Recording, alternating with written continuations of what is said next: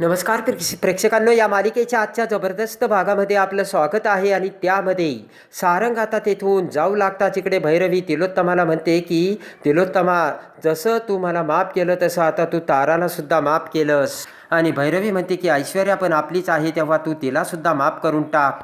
आणि माफ केल्यानंतर मग येऊ दे तिला घरी, अशी आता भैरवी तिलोत्तमाला सांगते. तेवढ्यात आता तिलोत्तमा म्हणते की भैरवी, हे बघ, चूक आणि गुन्हा यामध्ये फरक असतो. आणि तिलोत्तमा म्हणते की ताराने केली ती चूक होती आणि ऐश्वर्याने केलेला तो गुन्हा होता. आणि ऐश्वर्या म्हणते की त्या गुन्ह्याला माफी नाही, मला नाही वाटत मी ऐश्वर्याला परत माफ करू शकेन, असे तिलोत्तमा आता भैरवीला बोलते. आणि तेवढ्यात इथे तिलोत्तमा बोलत असताना सावलीचा मोबाईल वाजतो आणि मोबाईल घेऊन सावली थोडीशी बोलण्यासाठी बाजूला जाते. आता जगन्नाथने सावलीला फोन केलेला असतो. जगन्नाथ म्हणतो की सावली बाळा, जरा तू सावध राहा बरं का. जगन्नाथ म्हणतो की सावली बाळा, तुझ्या आयुष्यात खूप मोठं वादळ येऊन काहीतरी अघटित घडणार आहे. आता सावली म्हणते जगन्नाथजी, वादळ येणार नाही तर वादळ आलंय. जगन्नाथ म्हणतो काय बोलते सावली. जगन्नाथ म्हणतो की बाळा, मला असं काहीतरी जाणवलंय म्हणूनच मी तुला फोन केलाय. तिकडे काय झालं जरा मला सांगशील का.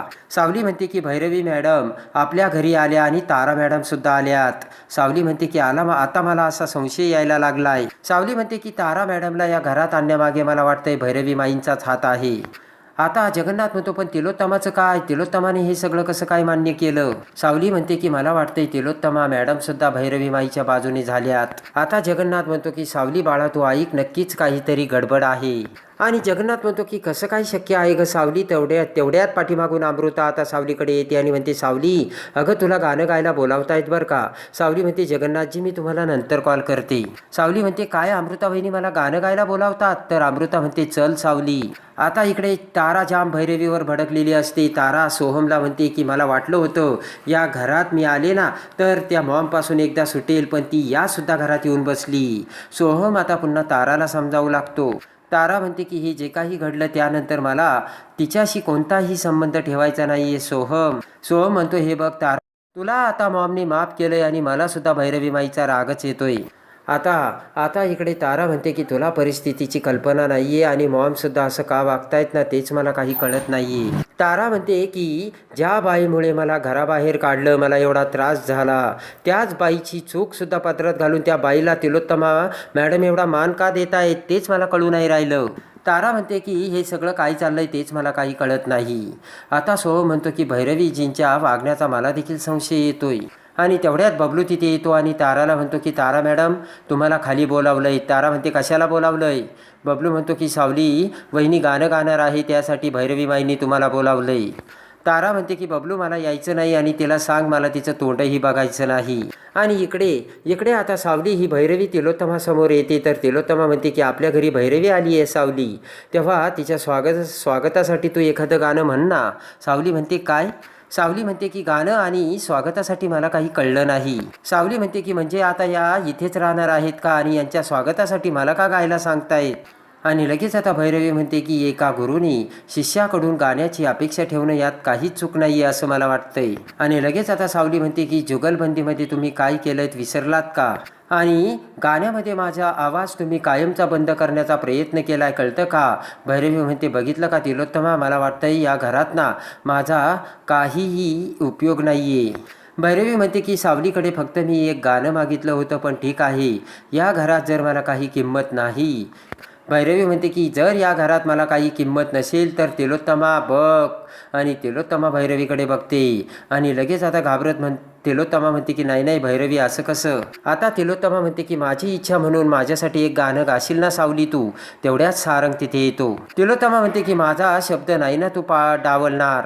तेवढ्यात आता सारंग म्हणतो की सावली गाणार नाही. आता भैरवी तिलोत्तमाला धक्का बसतो. आयुष्यभरासाठी सावलीचा आवाज बंद करायला निघालेली ही बाई आणि या बाईसाठी तू सावलीला गाणं गायला निघालीस. तिलोत्तमा म्हणते हे बघ सारंग, त्यासाठी भैरवीने माफी मागितली, अजून तिने काय करायला हवंय. तेव्हा आता सारंग म्हणतो की आई हा घरातला वाद नाहीये, लहानपणापासून या बाईने सावलीला त्रास दिलाय आणि तरीही या बाईचा आपल्या घरात पाहुणचार होतो आणि तरीसुद्धा तू सावलीला गा म्हणतेस. आई काय चाललंय हे, असे आता सारंग बोलतो. तिलोत्तमा म्हणते की हे आता इथे महत्त्वाचं नाहीये, शेवटी ती गुरु आहे सावलीची. सारंग असं काय करतोयस तू. तिलोत्तमा म्हणते की ती काल काय वागली यापेक्षा ती आत्ता इथे कशी वागते आणि उद्या काय वागणार आहे हे महत्त्वाचं आहे, नाही का गं भैरवी? आणि तिलोत्तमा म्हणते की माझी इच्छा आहे म्हणून मी तिला गायला सांगते, आईचा शब्द डावलणार आहेस का? तिलोत्तमा म्हणते की माझ्या शब्दाला काहीच किंमत नाही का? आणि लगेच आता रागाने सारंग तेथून निघून जातो तर सावली नाविलाजाने पुढे येते आणि भैरवीसाठी आता सावली तिलोत्तमाच्या शब्दाला मान देत आता गाणं गाते. रागाने आता इकडे सारंग नीलच्या बेडरूममध्ये येतो. नील आता तिथे बसलेला असतो. टेन्शनमध्ये एरझऱ्या मारत असताना नील म्हणतो, सारंग काय झालं? सारंग म्हणतो की या घरात ना काय चाललं तेच मला काही कळत नाही. अरे ती भैरवीची घरी आली आहेत आणि आई सावलीला काय सांगते त्या भैरवीच्या स्वागतासाठी तू गाणी गा म्हणून. ते ऐकताच आता नीलला सुद्धा धक्का बसतो आणि उठून उभा राहत नील म्हणतो, काय सांगतोय सारंग? आई असं कसं करू शकतेस? ज्या बाईमुळे सावलीला आयुष्यभर त्रास सहन करावा लागला आणि तिच्यासाठी गाणं गायला सांगते. आणि लगेच आता नील म्हणतो की या आईच्या वागण्याचा काही थांगपत्ताच लागत नाही. सारंग म्हणतो, एवढंच नाही नील, अरे भैरवीने आईला सांगितलं की ते ऐश्वर्याला सुद्धा माफ कर म्हणून.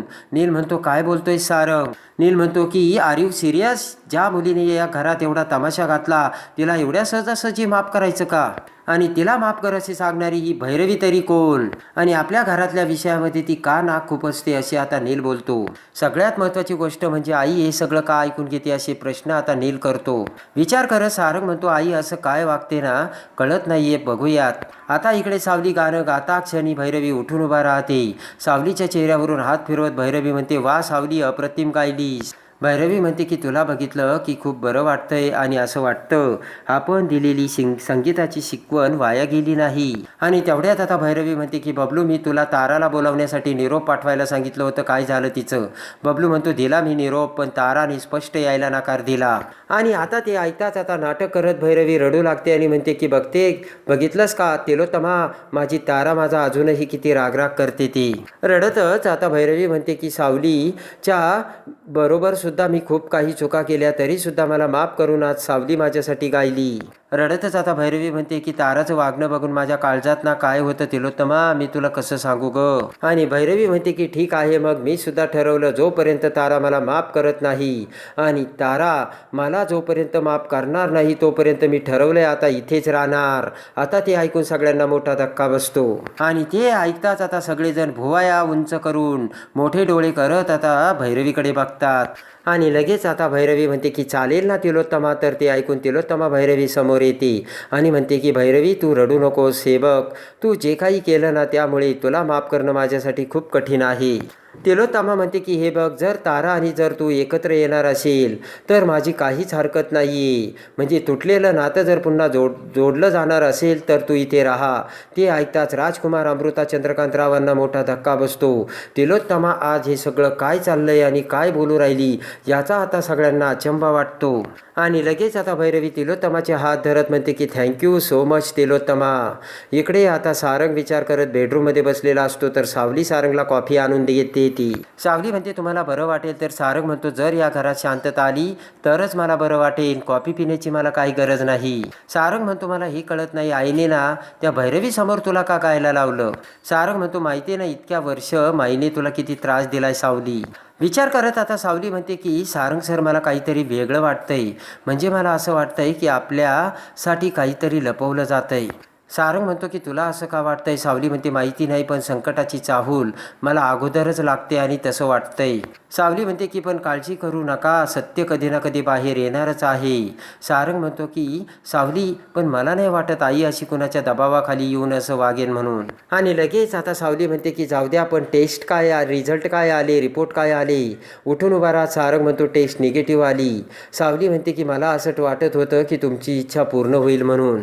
सावली म्हणते की ठीक आहे, काही हरकत नाही, जेव्हा विठुरायाची इच्छा असेल तेव्हा सगळं ठीक होईल. आणि सारंग म्हणतो की माझा तुझ्यावर पूर्ण विश्वास आहे आणि पांडुरंग तुला सगळं सुख देवो सावली. आणि प्रेमाने सावली सारंगला आता मिठी मारते. इकडे आता सोहम आणि तारा हे सुमंतकडे येतात आणि घडलेली हकीकत सांगतात. तेव्हा सुमंत म्हणतो की नक्कीच यामागे काहीतरी गडबड झाल्यासारखं वाटतंय. सुमंत म्हणतो, मला माहिती आहे ना, भैरवीला आपण या घरातून बाहेर काढलंय ना तारा, त्याचा ती सूट घेते. सुमंत म्हणतो की मला हे कळत नाही, तिलोत्तमा मॅडमने त्या भैरवीजींना एवढा सहजासहजी कसं माफ केलं? आणि सोहम म्हणतो की आमचं पण असं मत आहे की नातं जर जोडता येत असेल तर मग काय हरकत आहे आणि दुरावा मिटायला हवं. तर आता तारा म्हणते की दुरावा मिटण्यासाठी माणुसकी तर असायला हवी ना. तारा म्हणते की जर ते घर सोडून जाणार नसेल आणि मी सुद्धा मग तुमचीच मुलगी आहे, मी सुद्धा तुमच्याकडे इथे राहायला येईल, असे आता तारा सुमंतला बोलते. आणि तारा म्हणते की आम्ही दोघी एकत्र कधीच राहू शकत नाही. सुमंत आता ताराला समजावतो आणि म्हणतो, तारा ऐक, जरी तू इथे राहायला आली ना त्यामुळे काहीच साध्य होणार नाहीये आणि उलट तिला हेच हवंय, तिथे राहण्याची तिला संधीच हवी. उलट जर तू तिथे राहिली तर तू भैरवीला लवकरात लवकर बाहेर काढू शकते, असे सुमंत बोलतो. तारा म्हणते, पप्पा तुम्ही बरोबर बोलता, मी का घराबाहेर पडायचं, ते माझं घर आहे, सोहमही माझा आहे आणि त्या घरची माणसं सुद्धा माझीच आहे. आणि इकडे आता गुड न्यूज देत सुमंत म्हणतो की आपल्या नवीन फिल्मची शूटिंग सुद्धा आता लवकर होते बरं का, सगळं ठरलंय. तर तारा खुश होते. आता इकडे भैरवी तिलोत्तमाला बाहेर बोलावते. गार्डनमध्ये येताच तिलोत्तमा म्हणते, भैरवी कशाला बोलावलंयस तुम्हाला? भैरवी म्हणते, तिलोत्तमा आत्ता वेळ मिळाला का तुला? किती वेळची वाट बघते मी. भैरवी म्हणते की मला टाळतेस का तू? तिलोत्तमा म्हणते, कशी टाळू, तू माझ्या घरी बॅगा घेऊन राहायला आलीस. भैरवी म्हणते, तू मला टाळू शकत नाही, मी तुझी सखी आणि सावली बनून अशीच या घरात राहणार आहे. तिलोत्तमा तुला कळलं का? तिलोत्तमा म्हणते, जर ताराने तुला माफ केलं तर या बॅगा उचलून तशीच तू तुझ्या घरी जाशील ना. भैरवी म्हणते की तिनं माफ केलं पाहिजे ना, त्यासाठीच तर आले मी. तिलोत्तमा म्हणते की जा मग त्या ताराची माफी माग, सांग जाऊन तिला, मी काय करू शकते मग त्यासाठी. भैरवी म्हणते की हे तूच करू शकते आणि तुलाच करावं लागणार आहे तिलोत्तमा. आणि भैरवी म्हणते की माफी तारा नाही, तू माफी मागायची. तिलोत्तमा म्हणते, का मी ताराची माफी मागायची?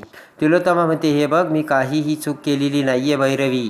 आता भैरवी म्हणते की तू काय तिची माफी मागितली, काय कमी होशील का? या अगोदर तू तारासोबत कशी वागली हे मी काय विसरेन का तिलोत्तमा? आता तिलोत्तमा तर अवाकच होते. हे उलटं घडायला लागलेलं असतं.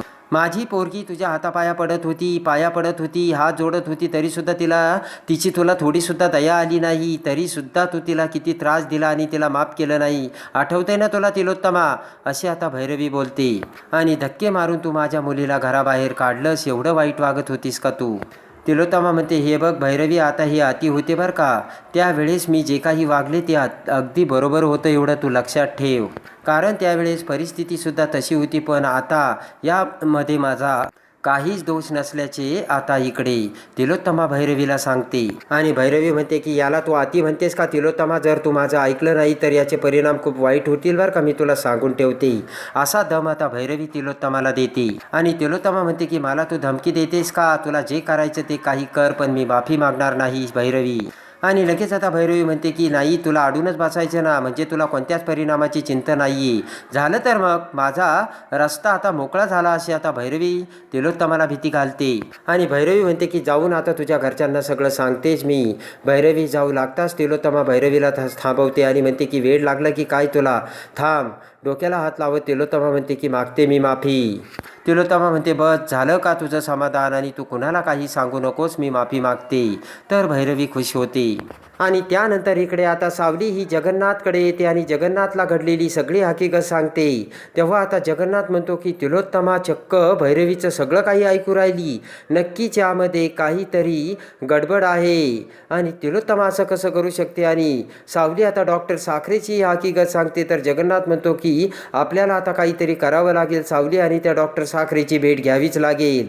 इकडे आता तिलोत्तमाने पुन्हा एकदा भैरवीसाठी सगळ्या मेंदळ्यांना आता एकत्र बोलावलेलं असतं. आणि तेवढ्यात आता सगळेजण तिथे येताच तिलोत्तमा म्हणते की मला ना, मी तुम्हा सगळ्यांना बोलावलंय, मला ताराबद्दल काहीतरी सांगायचंय. तर तारा तिलोत्तमाकडे बघते.